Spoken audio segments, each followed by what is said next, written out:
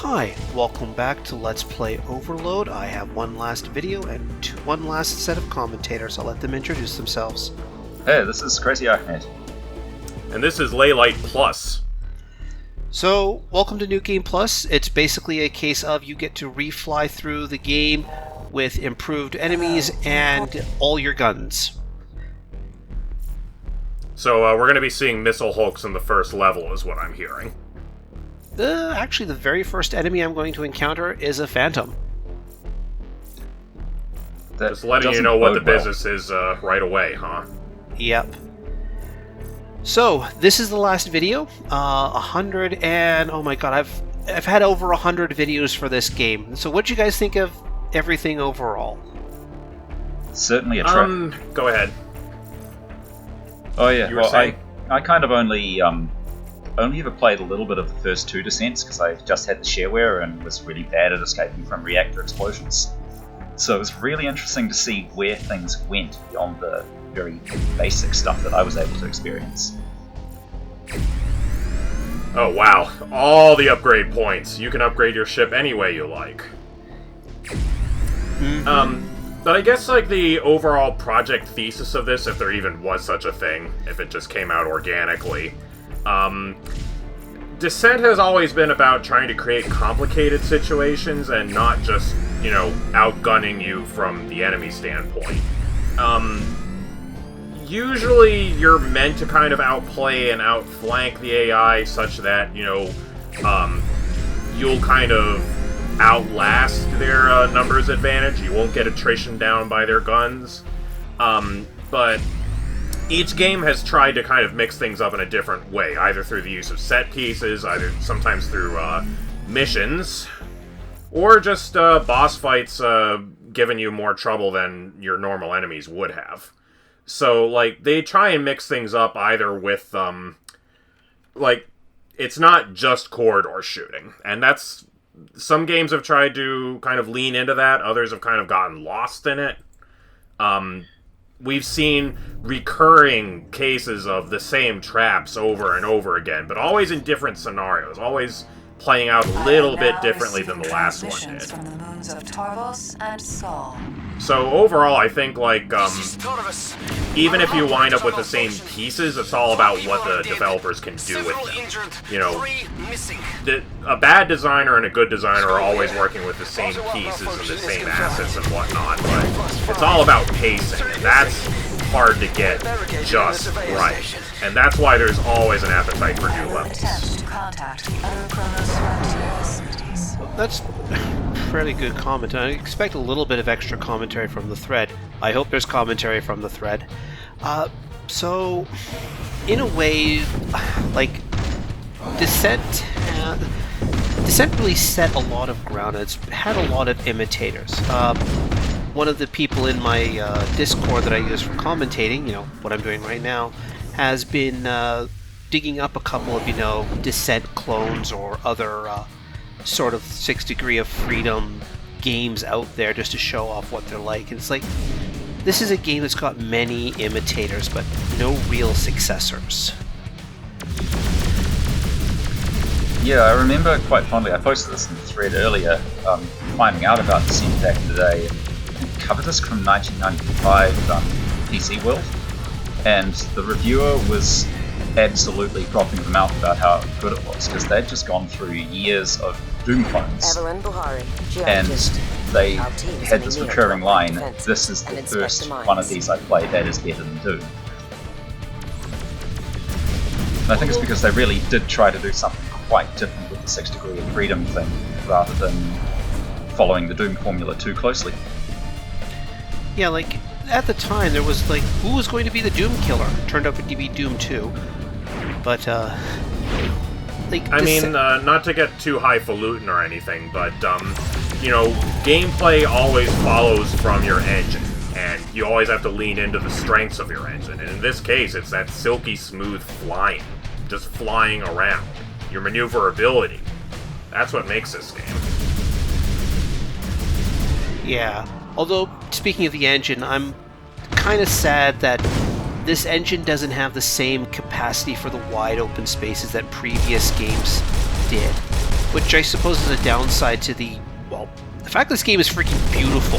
And if you try to put like some of the gargantuan Descent 2, Descent 3 rooms into this engine, it would chug a high-end computer. Like, if a tunnel has a cross-section of like 1 square meter, I don't know what the actual units involved here are, but like you're like 30 cubic meter plus rooms, multiple meters on a side, height, depth, and width. Yeah, I mean, it's one of those things where I think one of the downsides to this particular game is that it doesn't really have the same expansiveness that the previous games had as one of their hallmarks. It just didn't... It's more Descent 1 than Descent 2 in terms of, like, design. Yeah, I think I would have to agree with that. You don't have a lot of those like waterfall tunnels or like really, really huge rooms that contrast with the corridors and small rooms kind of around side of them. I'd say the largest segments you see in here that are utterly seamless are the caves, and unfortunately those have not been like the most inspiring part of the gameplay here either. Like, they just don't really offer a whole lot above and beyond what the standard indoors areas give you. Well, ironically, those cave segments actually remind me of the bad parts of Descent 1. Like I said, I only ever experienced the beginning of the game, and never got to the point where it essentially invented the cover shooter unwittingly, where you sort of needed to just dash out from behind cover, launch a missile or a few shots, and then get back in before the Class 1 driller notices you and hit scans you to death. That's certainly one way of looking at it. Like, Descent retro invented the cover shooter. That's a take I haven't heard before. Although even then, like, I'm doing it right now is where, I'm just peeking around corners, not committing to anything until I have, better awareness of what's going on around me. It's very polite whenever the robots come out of cover and announce their presence with a sound cue to kind of destabilize you, to kind of break you out of that cycle.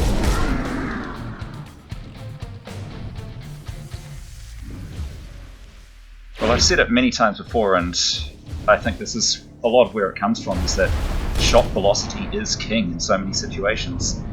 They've largely avoided it in Overload, but in the original one, I think enemies having really damaging hit-scan weapons all over the place just effectively crippled your freedom of movement.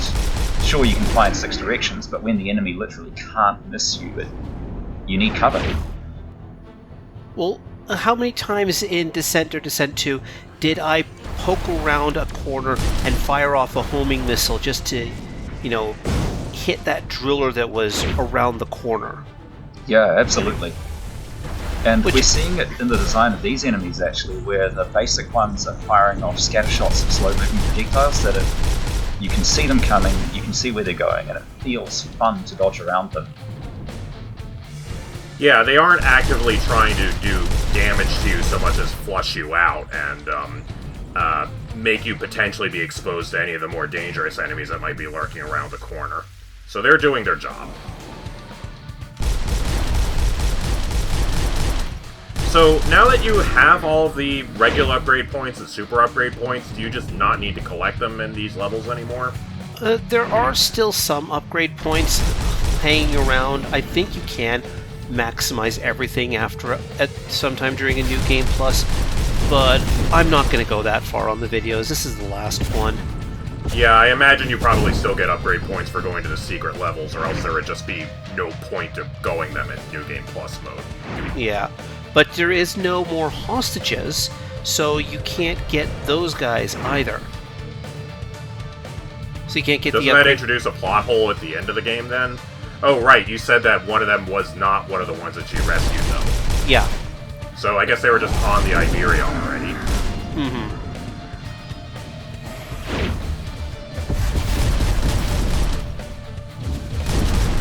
So, yeah. Kintor being even more paranoid than usual in this timeline. He's, guarded this outpost out in the middle of nowhere to the teeth. The team is eager to finish up and get back to field. Yeah. Ymir is built from machines. Although, to be fair, like, some of these long-term enemies are types that, It's people far comment from about here. later on. It's basically, you can go through the entire game again with improved, better enemies, more enemies, and, it's actually plays differently because, it's not like, you're coming in here now ranked 15 out of 10 in terms of power level. The enemies sort of improve with you. Yeah, as evidenced by these guys eating fusion shots to the face and not really caring about it. I wouldn't be surprised if there's a higher rate of super enemies, too. Yeah, those guys kind of vanished. I mean, they sort of showed up, they were this thing, and then, Yeah, we didn't find any super alien bots. No, wait, no, there were a couple of them. They were glowing white, I think. I honestly don't remember.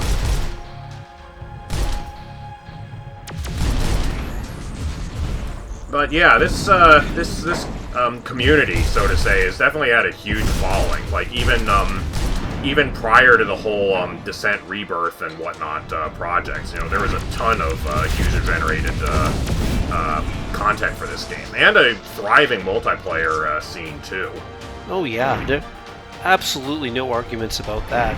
I mean, when I even went to go to Chronos Frontier New Game Plus, you even saw a couple of DLC campaigns available that were basically community designed. I'm not doing them. I'm done. I'll say it again. I'm done. You played Vertigo though. Yep. Yeah, but that was Descent 2. That was awesome. You played Descent 3's DLC. That's because I'm a sadist. Or is it a masochist? I think you mean a masochist. Yeah. I mean, you can be both, but, I'm not judging. Mm-hmm. But yeah, it's, I guess you have to pick when to stop, I guess. Yeah, and honestly, I've been at this for 2.5 years. I've covered all the main games and their expansions. I'm still keeping Overload installed on my computer. I'm not uninstalling it like I did Descent 3. I mean, there's been a lot of innovation in first-person shooters, too. I mean, there have been attempts to play with the formula, either with, the basic mechanics or with, the enemies that you fight. I mean, it feels kind of weird to bring this up in the context of Descent, but, Super Hot definitely, brought up, it played with the formula of first-person shooters, even with having very, very basic enemies, just because the mechanics were so different. Yeah, and that's what Descent did, really. That's why Descent really... I mean, yes, you talked about Silky Smooth, but Descent played with the mechanics of the genre and made something that was uniquely its own.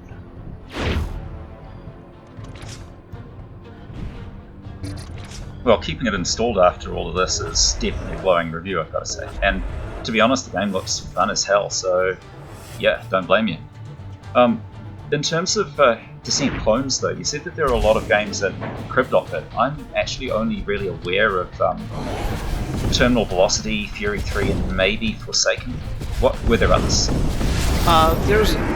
There were some freeware games, but don't forget, the Descent series also inspired flight sims.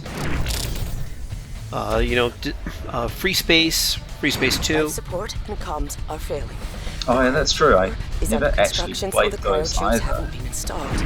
The shuttle's our only chance. Well, there's always these cycles of innovation, not really collaboration, but kind of bouncing ideas back and forth. Sometimes the imitators come up with new ideas, and then those new ideas can actually get co-opted back into the original.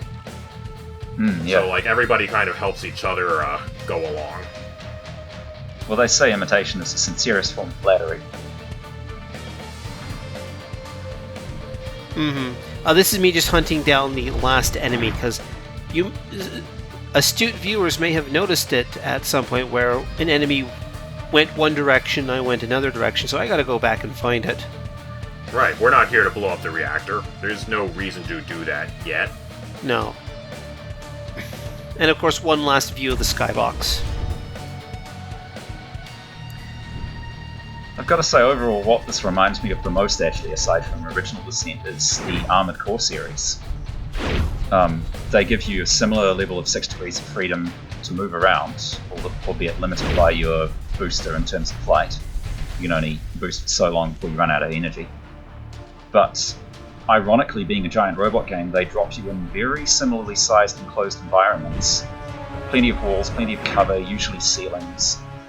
I think the major difference for me is that there's no ammo pickups in that game. So they give you a very set amount of destruction that you can do before you're forced to realize, hang on, my build is no good, I need to reconfigure. Those must be some huge buildings if a giant robot can fit inside of them. Yeah, there's a very paper-thin story about mankind living in giant underground cities because of nuclear fallout. But I think it's mostly for exactly the same reason as the bases are the way they are in this game. It's simply there to put some interesting geometry so that you can have fun moving around and fighting. As far as excuses go, I've certainly heard worse. There. Oh, is he hiding? Back in the very first room. Destroyed the last operator. The facility is clear. The last operator is in a captivity. The galaxy is at peace. Yeah. Until we blow the reactor. But, well, thank you guys. It's been a journey from start to finish. Thank you all. Thanks for playing the game. I played it. I enjoyed it. And I'll see you guys all next time in my next LP when the journey is prettier, but not necessarily better. And end.